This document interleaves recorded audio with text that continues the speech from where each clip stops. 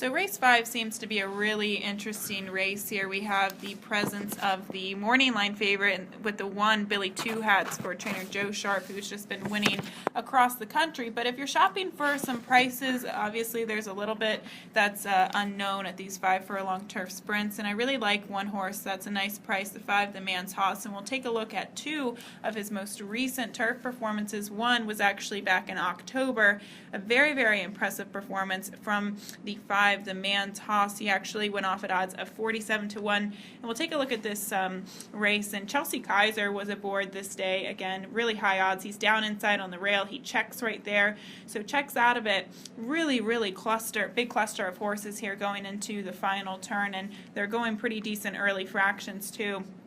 Then he finally she sees that there's not a lot of room there, so decides to go up the rail at the same time as Peppermint Prince just in front of him is leaning in a little bit and shutting off that rail gap, but he showed a new dimension to just really slide right through the rail and Peppermint Prince, and he's so tenacious in his performance here to just nose out the outside horse to get up for the victory. Not to mention that a horse that was second in that event, United States 1, did go on to win an allowance down at Gulfstream and was actually third behind Lochte down at Gulfstream as well. 90 Beyer speed figure for his most recent turf score.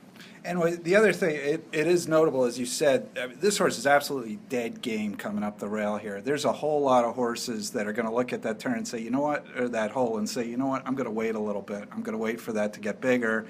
And the Man's Hoss just plows right through it, almost without breaking stride, and gets up late. This is really a good effort. So then we pair the replay where he actually got the victory with another replay here in our backyard at Pimlico, and he's on the outside under Chelsea Kaiser once again in the yellow colors and just checks back to last. Really kind of an interesting move there. Checks back to last at the 3/8 pole, and you really can't make that kind of run up, especially at these 5 furlong turf sprints, not to mention very, very wide. He drifts out into the final turn, and obviously you have Unlimited Spirit, you have Tate's Landing, some really quality turf sprinters, even New Yorker in there, who are faster than him, and they obviously didn't lose momentum coming into that final turn, but was checked at the 3/8 pole, wide into the final turn. I thought had excuses. Now the big question is, though, coming off the layoff, I love the fact that Trevor McCarthy, he attracts the likes of Trevor McCarthy, though, for his 2015 debut.